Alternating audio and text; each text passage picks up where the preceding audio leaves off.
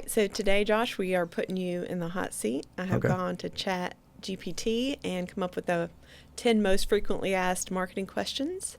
And so we're going to hit you with rapid fire and see what it is you come up with for these. Okay.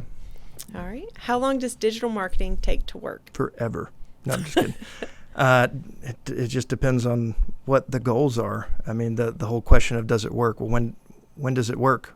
When do you consider it a yes or no? So that question is a little tough because it depends on the goals. Typically, why they're asking that question is because agencies have told the prospect that it might take between 3 and 6 months. I hear all the time, especially when it comes to SEO and digital advertising.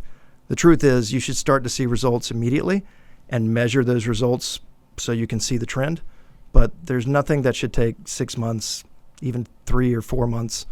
A good campaign should start to show results immediately if it's on paid and get better over time. But it's not like you're waiting around for 6 months before you see anything, even when it comes to SEO, even when it comes to other digital marketing. Okay. What is the best digital marketing strategy for my business?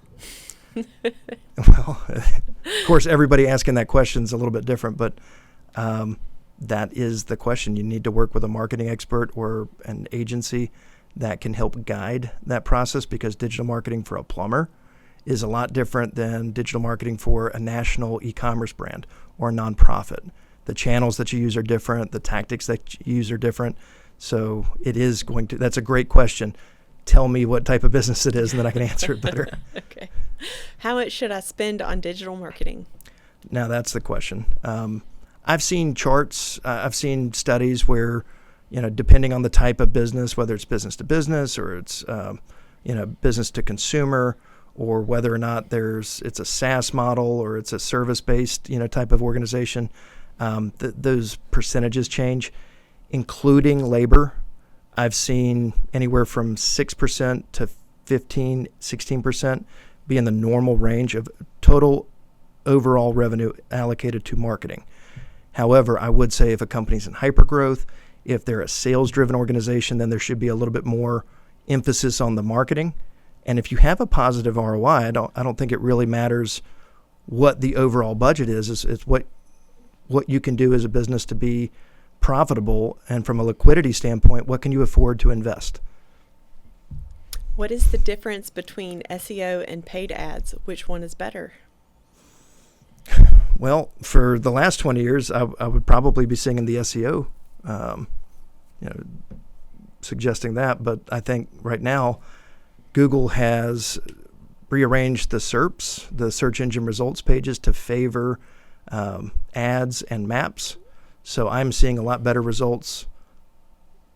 I'm seeing better results on ads than I used to in comparison to SEO. SEO is still important, but it's not the end-all be-all that it used to be.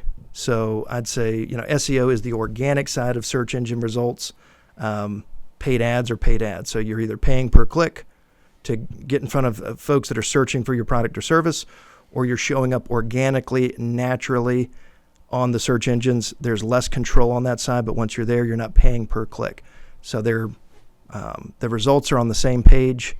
They drive similar traffic, but on the ad side, you can be a little bit more intentional with what searches you're showing up for, targeting, the things that you can do there. The messaging on the ad is a little bit more robust. And I think that right now, the way that Google has kind of favored ads and the map section, I would work in those two areas. Maps is kind of in between. You can run ads on maps, but maps are also organic, but they're separate from organic results. So I'd say they nest under SEO, but I'd almost consider it 3 different areas, especially for local business. Okay. How do I measure success or ROI in digital marketing? Man, these are tough. We should have lied, and I should have prepped for it. You need to track the results all the way through to real revenue. And so if you, as a business owner or marketing director or sales leader, are having trouble doing that, you're never accurately going to be able to track your results from digital marketing. So you need to know every single sale, every single customer, every single client that came in from digital marketing, and not only from a source perspective, but a campaign, channel, ad group, specific ad level, said at the end of the year, it's December now while we're recording, at the end of the year, you should be running those reports and seeing that there are some ads that are super profitable, some ads that are okay, and there's some activities that you're doing from a digital marketing standpoint that aren't bearing fruit, and you need to reallocate effort and budget from those areas into the ones that are. Well, this one's a little easier because this is one I know we solve often. How do I get more leads or sales from my website? Yeah. Well, yeah, that is in our wheelhouse, but I think it goes back to some of the things I've already been saying. But yeah. Set up your website to do two things. Set it up to inform and educate your audience, whether that's an e-commerce product or it's a service-based business, or if it's a business-to-business solution. You need to educate the audience to a point where they want to either express interest and fill out a web form, or for the e-com, make an actual purchase on the website. But then you need to make it extremely easy for the user to do so. So if they can't find the information they're looking for, if they're not sure, if the validation factors aren't there on the website, to get them to that point where they will fill out the form, call you, or make a purchase, then you need to work on that until it is there, because you can drive all the traffic in the world to your website. If you don't have an adequate level of comfort in your user filling out that form or calling you, then everything that you're doing is for naught. It's wasteful marketing spend. So how do you drive more leads? Make people that land on your website want to become a lead. I love it. What channels should I be using? So Google, Meta, TikTok, LinkedIn, email, SEO, etc. And again, it changes by the industry and by the individual business and the audience. If you're business to business, you're more likely going to put a higher allocation of budget into what you're doing on LinkedIn than Meta. Not all the time, but usually. If you're direct to consumer, if you're CPG, then you're probably going to be advertising on Meta, TikTok. Service-based businesses, your plumbers, your roofers, HVAC, that's where you're really going to see a lot of success on Google and now ChatGPT. So ChatGPT, Perplexity, all the AI-driven search engines, as well as the traditional search engines like Google and Bing. Where do you go when you search for a plumber? You go to Google usually, and that's going to remain the case, for a long time. Where I'd say there's a little bit of gray area right now is that AI space, because I think it's equally as effective on the B2B side of things. But it just depends on your type of business. That's why you've got to work with a marketing expert to know and not waste budget, because your friend told you that I advertised on Facebook and I got a lot of leads. You need to do the same thing. Well, are you the same type of business? Do you have the same type of audience, right? If you don't, then just because it worked for your friend over here doesn't mean it's going to work for you, and vice versa. Right. Yeah. Why isn't my current marketing working? Probably because of what I just said. You're in the wrong area. You're in the wrong channel. You're a plumber and you're advertising in the coffee news. No offense to the coffee news. But if you're spending all your money on billboards and you're an emergency services business, good luck. I mean, unless you're so big and national that this probably isn't an issue in the first place, and also you're just trying to brand yourself long term, then you're spending money on an advertising channel or tactic that does work, but not for your business. How important is content marketing?